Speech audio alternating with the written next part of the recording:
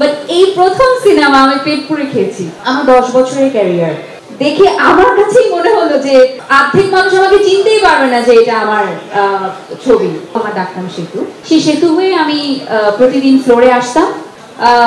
আমি যাইনি না, আমি চুড়েলো না। আসলে এটা হচ্ছে যেহেতু আমার পাশে যিনি বসে আছেন উনি হচ্ছে মার্কেটিং মাস্টার আব্দুল আজিজ। অনেক গুণ আছে তার, বাট তার সবচেয়ে বড় গুণ হচ্ছে he is a marketing magician. উনি জানে কি করলে কিভাবে করলে দর্শকের নজরে সেটা করবে। আমি ওনাকে যখন এই পোস্টারটা রিলিজ করলো আমি বললাম, ভাইয়া আমি কি জিন সিনেমা, আপনি কেন দিলেন এটা? আপনি জিন কি জিন এটা তো অডিয়েন্সে জানার দরকার নেই, আমি এটা দিব, এটা আমার দিতে হবে। তো তখন আমি নিজেকে দেখলাম, দেখে আমার কাছেই মনে হলো যে আর্ধেক মানুষ আমাকে চিনতেই পারবে না যে এটা আমার ছবি। বাট হ্যাঁ, অনেকেই চিনতে পেরেছে। সো মুভিতে আমি কি সেটা আমি এখন রিভিল করব না। তবে আপু যেটা একটা প্রশ্ন করেছেন আমি প্রস্তুতি নিয়েছি কিনা, আমার 10 বছরের ক্যারিয়ার আব্দুল আজিজের থ্রুতে, জ্যাজ মাল্টিমিডিয়া থ্রুতে 2015 সালে আমি সিনেমাতে পা রেখেছি। এর আগে আমি এই টেলিভিশনগুলোতে উপস্থাপনা করতাম। মানে হাজার হাজার টেলিভিশন শো, স্টেজ প্রোগ্রাম আমি উপস্থাপনা করেছি।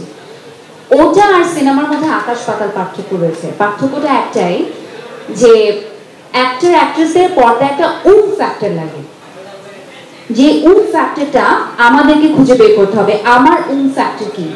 তো প্রথমবার যখন আমি পর্দায় নিজেকে দেখেছি আমি সেটা খুঁজে পেয়েছিলাম, যেটা আমি কোনোদিন আপনাদেরকে বলবো না।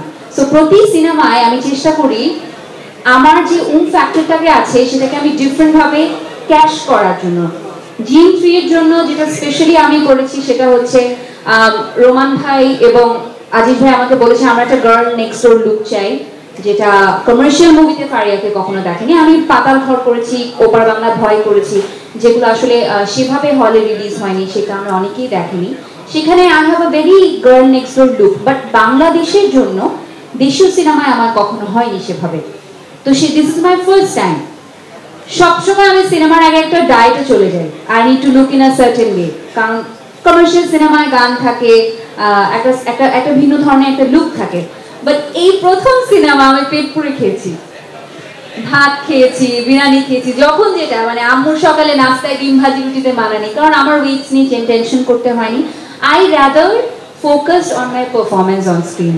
এই একটা সিনেমার ক্ষেত্রে আমার মনে হয় কোনো স্পেশাল ডায়েটে যেতে হয়নি, কোনো স্পেশাল লুক মেনটেন করতে হয়নি। আমি যে নর্মাল বাসার সেতু, আমার ডাকনাম সেতু, সেই সেতু হয়ে আমি প্রতিদিন ফ্লোরে আসতাম, হালকা একটু মেকআপ করতাম, চুলটা খুলে দাঁড়িয়ে যেতাম। বাকি আমার টেকনিশিয়ানদের ভালোবাসা আমাকে এরকম দেখা দিয়েছে। আই হ্যাভ টু সে আমাদের ডিওপি, আমাদের লাইটে যারা কাজ করেন, আসলে এনারা না এনাফ ক্রেডিট পান না। এনাদের কারণে কিন্তু আমাদের এত দেখতে সুন্দর লাগে, নাহলে তো আল্লাহ কি দিয়ে পাঠিয়েছে। So I would say this are the preparation I maintain.